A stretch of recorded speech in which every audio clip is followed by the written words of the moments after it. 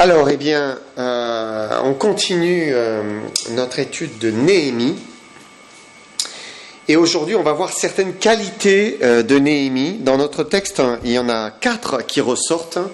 Et on verra que Néhémie était un visionnaire, c'était un organisateur, c'était un meneur, un leader exerçant une bonne influence. Et puis Néhémie, c'était aussi un homme courageux et déterminé.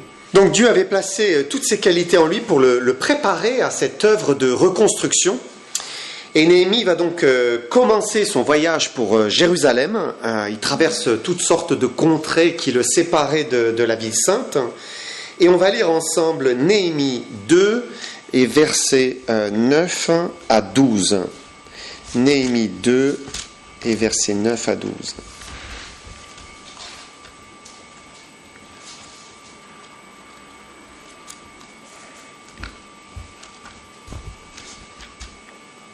Alors nous lisons ici, « Je me rendis auprès des gouverneurs de l'autre côté du fleuve, et je leur remis les lettres du roi qui m'avaient fait accompagner, par des chefs de l'armée et par des cavaliers. Sanballat, le Horonite, et Tobija, le serviteur ammonite, l'ayant appris, eurent un grand déplaisir de ce qu'il venait un homme pour chercher le bien des enfants d'Israël. J'arrivai à Jérusalem et j'y passai 3 jours, après quoi je me levai pendant la nuit avec quelques hommes, sans avoir dit à personne ce que mon Dieu m'avait mis à cœur de faire pour Jérusalem. » Je m'arrête ici. Et la première chose que j'aimerais souligner, que l'on voit, c'est que Néhémie a une vision de l'œuvre à accomplir. Dieu lui avait mis sur le cœur de reconstruire les murailles de Jérusalem, et donc il a avancé dans cette direction. Et c'est important de savoir ce à quoi Dieu nous appelle et d'avancer dans cette direction, de s'y atteler. Et Néhémie avait une communion qui était proche avec Dieu. On a vu la dernière fois qu'il avait à cœur les intérêts de Dieu, donc dans le premier chapitre.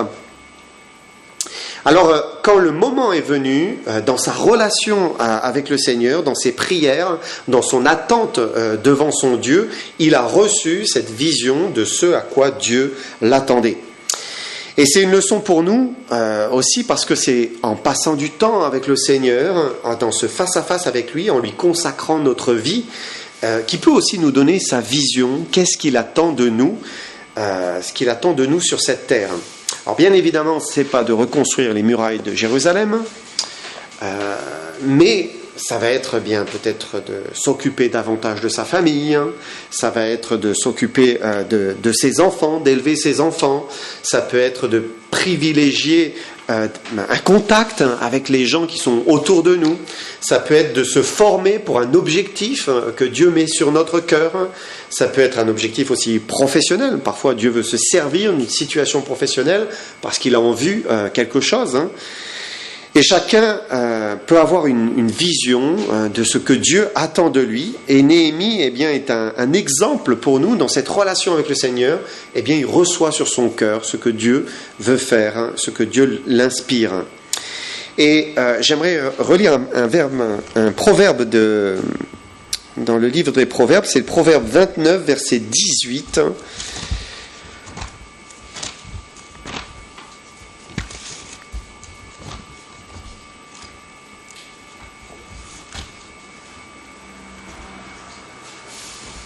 Et nous lisons ici, « Quand il n'y a pas de révélation, le peuple est sans frein, heureux s'il observe la loi. » Vous vous souvenez de ce verset ? Darby traduit ce verset en disant, « Quand il n'y a pas de vision, le peuple est sans frein. » Et c'est un fait qu'il faut une vision, il faut une direction, il faut un objectif pour accomplir quelque chose. Et c'est vrai dans la vie personnelle, c'est vrai dans la vie familiale, on pourrait dire, et puis c'est vrai aussi dans l'Église et même dans la société. Il faut une vision de ce que Dieu attend de nous pour avancer. Je disais que 94% des gens n'atteignent pas leurs objectifs parce qu'ils ne sont pas motivés, parce qu'ils ne sont pas organisés, parce qu'ils ne sont pas déterminés. Et peut-être aussi parce qu'ils n'ont pas d'objectif du tout, ils n'ont pas de vision, ils n'ont pas de but. Et quand il n'y a pas de vision, quand il n'y a pas de révélation, on s'éparpille, on se perd dans des choses de néant et de moindre importance. Et il est bon de savoir ce que Dieu attend de nous au sein de notre vie. Néhémie, parce qu'il était offert à Dieu, disposé à faire toute sa volonté, disponible pour lui plaire, alors Dieu lui a mis à cœur, voilà ce que je veux que tu fasses, reconstruire les murs de Jérusalem. Et Dieu peut aussi nous montrer ce qu'il attend de nous. Il peut nous montrer notre place. Il peut aussi nous montrer notre don, là où eh bien, il y a une vraie facilité qui nous est donnée. Néhémie était doué pour conduire, doué pour motiver, doué pour organiser. Dieu l'avait pourvu, il l'avait équipé. Et certainement, il faut faire une différence entre une capacité et un don. Par exemple, moi, je suis capable de jouer de la guitare. J'en suis capable. C'est possible. Mais c'est pas mon don. C'est clairement pas mon don. Je suis pas un musicien dans l'âme.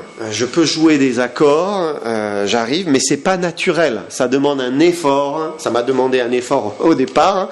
Quand un certain pasteur de Paris m'a dit tu vas jouer dans 15 jours avec les jeunes de l'Institut biblique. Alors voilà, on s'y est mis, mais aujourd'hui je bouche un trou. S'il y a un vrai musicien, un vrai guitariste, on sent la différence, on le voit tout de suite, c'est une réalité. Et si quelqu'un a un don musical, alors il sait tout de suite que moi je l'ai pas, Et certains ont une capacité pour faire quelque chose, ils en sont capables si c'est nécessaire, ils peuvent pallier à l'absence. Voilà, s'il n'y a pas le don, on pallie à l'absence. Et d'autres ont un don, où ils ont le don. C'est vraiment, c'est leur don. Le don de jouer de violon. Par exemple. Et le but, c'est de découvrir là où nous sommes vraiment à notre place, ce qui est notre réel don. Autrefois, il y avait, vous vous souvenez, dans la première épître aux Corinthiens, le don de prophétie qui nous est mentionné. Et lorsqu'il était exercé, Paul demandait aux Corinthiens ce soit 2 ou 3, chacun son tour, qu'il exerce. Et il dit que 2 ou 3 parlent et que les autres jugent. Et finalement, c'est le corps de Christ qui juge de la réalité d'un don. Parce que quand il y a le don, il y a une reconnaissance qui est unanime, qui est générale du don en question. C'est une évidence, ça se discute même pas. C'est une évidence.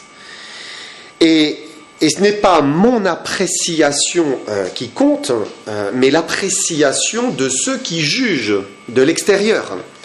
Et quand il y a un vrai don, tout le corps reconnaît la réalité, et voilà, ils savent, et voilà, c'est une évidence. Alors quel est notre don, ou quels sont nos dons ? Le ou les dons qui vont contribuer à faire croître, à construire, à faire l'œuvre de Dieu. Et il nous faut sa vision, la vision de Dieu, pour voir là où il veut qu'on mette l'accent dans nos vies.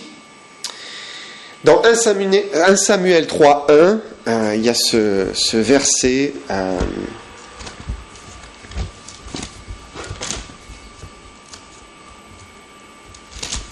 avec le prophète Élie,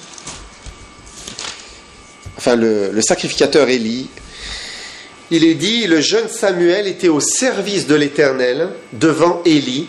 La parole de l'Éternel était rare en ce temps-là. Les visions n'étaient pas fréquentes. Pourquoi les visions n'étaient pas fréquentes en ce temps-là ? Parce que le sacrificateur Élie ne faisait pas ce qu'il devait vis-à-vis de ses enfants. Il n'était pas fidèle vis-à-vis de sa famille, ne redressait pas ses fils, il ne les corrigeait pas, il négligeait de bien faire ce que Dieu lui demandait.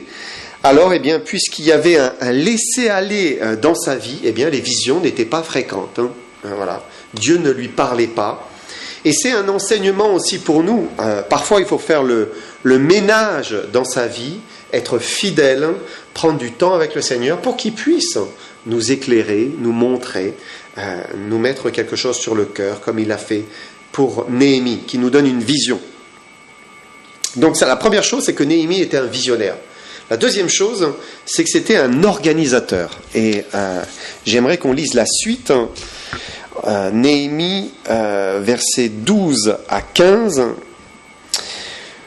où nous lisons « Après quoi, je me levai pendant la nuit avec quelques hommes, sans avoir dit à personne ce que mon Dieu m'avait mis à cœur de faire pour Jérusalem. Il n'y avait avec moi d'autres bêtes de somme que ma propre monture. Je sortis de nuit par la porte de la vallée et je me dirigeai contre la source du dragon et vers la porte du fumier, considérant les murailles en ruine de Jérusalem et réfléchissant à ces portes consumées par le feu. Je passai près de la porte de la source et de l'étang du roi, et il n'y avait point de place par où puisse passer la bête qui était sous moi. Je montai de nuit par le torrent, et je considérai encore la muraille. Puis je rentrai par la porte de la vallée, et je fus ainsi de retour. » Et là, on voit Néhémie, il commence à faire le tour de la ville, le tour de Jérusalem, pour considérer le travail qu'il y a à accomplir. Et il ne se lance pas dans l'ouvrage sans prendre son temps, calculer, peser, mesurer l'ampleur du travail. Il veut savoir où il va et comment il va s'y prendre. Et à chaque porte, il s'arrête et puis il considère, il réfléchit attentivement. C'est intéressant à mettre en parallèle ce passage de Jésus où il dit lequel de vous, s'il veut bâtir une tour, ne s'assied d'abord pour calculer la dépense et voir s'il a de quoi la terminer, de peur qu'après avoir posé les fondements, il ne puisse l'achever et que tous ceux qui le verront ne se mettent à le railler en disant « cet homme a commencé à bâtir et il n'a pu achever ». Et Néhémie n'est pas de cette sorte-là. Lui, il a une vision. Il sait ce que Dieu attend de lui, mais il ne fonce pas tête baissée, en disant allez, j'y vais, sans réfléchir. Et c'est quelque chose de vrai aussi pour nous, avoir une vision, avoir un plan, avoir un but qui vient du Seigneur, c'est essentiel. Mais une fois que nous l'avons, eh bien, il faut marcher aussi au pas de Dieu et accomplir ce que Dieu veut. Voilà, calculer la dépense. Prendre le temps de bien organiser la chose, considérer chaque détail. En un mot, il faut préparer la vision. On la prépare. Certains mettent des années avant de voir leur vision s'accomplir. Et ce n'est pas parce que on a une vision qu'immédiatement, elle va se réaliser. Parfois, ça prend des mois, des années, même parfois des décennies. Dieu prépare le terrain, il prépare son œuvre. Nous, ici, on a attendu je ne sais pas combien de temps avant d'avoir ce local. Ça a pris énormément de temps et il a fallu être patient. Et c'est un processus qui prend du temps. Dieu nous invite, une fois qu'on sait ce que Dieu attend de nous, de considérer, de réfléchir, de préparer l'accomplissement de la vision. Ensuite, la troisième chose que l'on voit pour Néhémie, c'est que c'était un meneur. Et l'idée que je voudrais développer ici, c'est meneur dans le sens qu'il était une bonne influence sur ceux qui l'entouraient. Alors pensez à tous ces chefs, ces sacrificateurs, ces magistrats qui étaient déjà à Jérusalem, mais qui n'entreprenaient rien. Ils étaient peut-être, et sûrement, ils étaient découragés, ils manquaient de motivation, ils n'avaient pas d'espérance. Jérusalem était en ruine, rien ne bougeait, ils ne se sentaient pas à la hauteur peut-être aussi de la tâche. Alors Dieu envoie du sang neuf, il envoie Néhémie sur le devant de la scène, et on va lire versets 16 à 18. Les magistrats ignoraient où j'étais allé et ce que je faisais. Jusqu'à ce moment, je n'avais rien dit aux Juifs, ni aux sacrificateurs, ni aux grands, ni aux magistrats, ni à aucun de ceux qui s'occupaient des affaires. Je leur dis alors, vous voyez le malheureux état où nous sommes, Jérusalem est détruite, et ses portes sont consumées par le feu. Venez, rebâtissons la muraille de Jérusalem, et nous ne serons plus dans l'opprobre. Et je leur racontai comment la bonne main de mon Dieu avait été sur moi, et quelles paroles le roi m'avait adressées. Ils dirent, levons-nous et bâtissons. Et ils se fortifièrent dans cette bonne résolution. Et une fois que tout était prêt, une fois que Néhémie a vu comment il allait s'y prendre, alors il a commencé à ouvrir la bouche devant les principaux, les sacrificateurs, les grands, les chefs de Jérusalem, et il va réveiller en eux ce désir de bien faire. Et donc, il va d'abord leur faire réaliser l'opprobre, la honte. Regardez, Jérusalem en ruine, c'est une opprobre, c'est une honte. Et puis ensuite, il va les exhorter. Venez, rebâtissons la muraille de Jérusalem et nous ne serons plus dans l'opprobre. Mais il est bien évident que pour motiver les chefs et à entreprendre cela, eh bien, il fallait plus que simplement quelques paroles. Alors Néhémie va raconter son histoire, comment la bonne main de son Dieu avait été sur lui. Et ça les a bousculés, ça les a réveillés. Ils ont soudain pris conscience, mais oui, mais Dieu est en train d'agir. Il est là avec Néhémie et il veut reconstruire cette ville, la ville de Jérusalem. Et il fallait un miracle pour qu'un simple échanson du roi, donc Artaxerxès, puisse être investi de cette tâche par le roi lui-même, qui puisse recevoir tous les sauf-conduits, les laissez-passer, qui puisse recevoir tout le bois nécessaire gracieusement pour reconstruire. Il fallait un miracle. Et quand ils ont entendu ça, eh bien, ils ont été touchés. Ils se sont dit, mais oui, mais c'est une évidence, c'est une évidence. La main de Dieu était avec lui. Alors ils dirent, levons-nous et bâtissons. Et ils se fortifièrent dans cette bonne résolution. Et bien sûr, c'est l'action de Dieu, de l'Esprit de Dieu, mais on voit aussi un homme conduit par Dieu qui peut influencer et conduire beaucoup d'autres hommes à accomplir le plan de Dieu. Et si nous sommes aussi entre les mains de Dieu, fidèles, consacrés, prêts à accomplir sa volonté, alors on peut être une bonne influence pour ceux qui nous entourent. Par notre désir, par notre motivation, notre volonté de marcher avec le Seigneur, eh bien, on devient une influence aussi à l'extérieur. Alors, c'est marrant parce que la dernière fois, c'était Jacqueline qui m'a parlé d'un vieux message que j'ai entendu il y a très longtemps, d'Emmanuel Bozzi, qui a ressorti ce message. On m'a dit qu'il avait été prêché récemment. C'est le chrétien thermomètre ou thermostat. Donc vous connaissez cela. Il y a le thermomètre qui sert à prendre la température. Le thermomètre, il change, il bouge en fonction de la température extérieure. Ça fluctue. Et le thermomètre n'influence rien du tout. Il se laisse plutôt influencer. Il est glacial si c'est glacial. Il est très chaud s'il est en plein soleil. Et parfois, eh bien, nous sommes pareils. On réagit en fonction de l'ambiance qu'il y a autour de nous. Si c'est le découragement, on est découragé.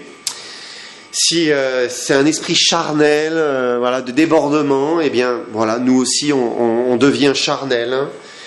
Si les autres abandonnent, on les suit dans l'abandon. Et parmi tous ces chefs et ces sacrificateurs, eh bien, ils n'arrivaient pas à s'influencer dans le bien. Ils étaient, ils se décourageaient les uns par les autres. Il n'y avait plus d'espérance dans Jérusalem. Par contre, il y a cette idée d'être le thermostat. Et le thermostat, c'est formidable parce qu'il influence la température. On a mis la climatisation.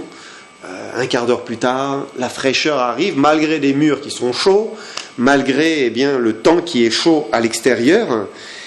Et quelle que soit la température de la pièce, le thermostat se déclenche et va faire en sorte de donner la bonne température. Et ça, c'est ce que Dieu attend de ses enfants. Il attend de ça de nous, qu'on soit des thermostats, qui soient bien réglés sur le Seigneur, sur la personne de Dieu, qu'on ait les yeux sur lui. Et que, quand c'est l'heure du découragement, le chrétien thermostat se déclenche, il encourage, il fortifie et il exhorte. Et c'est ce qu'a fait Néhémie. Il a été une merveilleuse influence pour ses frères de Jérusalem. Après avoir ouvert la bouche pendant combien de temps, je ne sais pas, une demi-heure, une heure, le temps qu'il raconte, qu'il leur parle de tout cela, et puis ils se sont réveillés, ils se fortifièrent dans cette bonne résolution. Et c'est un bon exemple pour nous. Et puis enfin, on voit que Néhémie était un homme courageux et déterminé. Il n'a pas abandonné, malgré les ennemis qui étaient là pour saper l'œuvre de Dieu. Et ça avait déjà commencé au début, si on reprend le verset 10, regardez, quand Néhémie venait tout juste d'arriver, on l'a lu, verset 10, Sanballat, le Horonite, et Tobija, le serviteur ammonite, l'ayant appris, eurent un grand déplaisir de ce qu'il venait un homme pour chercher le bien des enfants d'Israël. Et on connaît ici les noms de ceux qui n'aiment pas que l'on fasse du bien aux enfants d'Israël. Et c'est malheureux, mais pour certains, c'est quelque chose qui est viscéral. C'est en eux, ça fait partie d'eux-mêmes. Il y a une jalousie, il y a une haine vis-à-vis du peuple juif. Et on sait bien sûr de qui est inspiré cela. C'est le diable qui n'aime pas et rejette aussi le peuple de Dieu et qui essaye sans cesse d'enrayer l'œuvre de Dieu. On va lire les versets 19 et 20. Sanballat, le Horonite, Tobija, le serviteur ammonite, et Geshem, l'arabe, en ayant été informés, se moquèrent de nous et nous méprisèrent. Ils dirent, « Que faites-vous là? Vous révoltez-vous contre le roi ?» Et je leur fis cette réponse, « Le Dieu des cieux nous donnera le succès. Nous, ses serviteurs, nous nous lèverons et nous bâtirons. Mais vous, vous n'avez ni part, ni droit, ni souvenir dans Jérusalem. » Donc là, l'attaque commence, c'est la moquerie, c'est la raillerie, le mépris de Sanballat, le Tobija, de Geshem. Et certains ne sont jamais paisibles, jamais tranquilles. Il faut tout le temps qu'ils se cherchent des mauvaises causes à défendre et des luttes à entretenir. Et on va retrouver ces personnages dans la suite du livre, quand on avance dans Néhémie, parce qu'ils ont décidé de s'opposer au plan de Dieu, de reconstruire Jérusalem. Et quand on veut faire l'œuvre de Dieu, quand on veut accomplir une vision, alors il y a des ennemis qui s'élèvent, c'est quelque chose de normal, parce que le diable ne veut pas qu'on avance. Alors il va essayer de freiner par tous les moyens, mais on peut retenir la réponse de Néhémie. Le Dieu des cieux nous donnera le succès. Et là, il y a une foi solide, en acier trempé. Pourquoi ? Parce que il repose sa vie sur la vision qu'il a reçue. Il sait où il va. Dieu lui a donné cette vision. Alors, il avance, sûr de cette conviction qui est dans son cœur. Il sait que Dieu réalisera lui-même ce qu'il a décidé. Rien ne peut arrêter Dieu quand c'est lui qui veut la chose. Et c'est quelque chose qui donne une grande assurance quand notre vie, finalement, n'est que l'accomplissement des œuvres préparées d'avance afin que nous les pratiquions. Quand on est en train de faire les œuvres que Dieu veut, ça donne de l'assurance, ça donne une grande paix. C'est comme un moteur qui nous pousse vers l'avant. Et Néhémie a foi en son Dieu, alors il est ferme, il est résolu, sûr que ses ennemis ne pourront rien y faire. Il dit... Nous, ses serviteurs, nous nous lèverons, nous bâtirons, mais vous n'avez ni part, ni droit, ni souvenir dans Jérusalem. Et c'est une petite phrase qui vient mettre un terme à tous ceux qui se disputent et se déchirent Jérusalem, et c'est encore aujourd'hui. On sait que Néhémie était inspiré lorsqu'il a dit cette parole, et même un prophète venu 1000 ans plus tard ne saurait changer cette vérité. Sanballat le Horonite, Tobija le serviteur ammonite et Geshem l'arabe n'avaient ni part, ni droit, ni souvenir dans Jérusalem. Jérusalem, c'est la ville de l'Éternel dans laquelle les Juifs ont tous leurs souvenirs, ont tous leurs droits et ont l'unique part. L'unique part. Et si seulement tous se pliaient à cette vérité que Dieu nous donne, il n'y aurait plus de problème, on ne serait plus en train de se disputer la ville sainte. Alors j'aimerais résumer, conclure. On peut retenir ces qualités de Néhémie. Il est d'abord un homme qui a une vision de ce qu'il doit accomplir, que Dieu nous rapproche de lui et nous mette aussi en quête de savoir quel est vraiment notre don et pourquoi il nous laisse ici sur terre. Et finalement, c'est dans l'intimité, dans la fidélité, dans l'obéissance que ça nous est révélé. Néhémie, c'était un homme qui savait aussi attendre et préparer, organiser. Et il est bon de marcher au pas de Dieu et de faire les choses comme Dieu le veut, dans le temps où il le veut. Néhémie, c'était aussi le croyant, on va dire plutôt thermostat, qui savait influencer le peuple de Dieu à faire ce qui est bien, à obéir, à se consacrer. Alors bien que le Seigneur nous aide aussi à être plutôt des thermostats que des thermomètres. Et puis Néhémie était aussi un homme déterminé qui ne s'est pas laissé décourager par l'ennemi. Si on sait ce que Dieu attend de nous, alors eh bien, on peut avancer sans crainte, sans peur, plein d'assurance, sachant qu'il est fidèle. Et même s'il y a de l'opposition, eh bien, Dieu accomplira ce qu'il a promis, il ne faut pas s'en inquiéter. Voilà, on continuera la semaine prochaine. Que Dieu vous bénisse.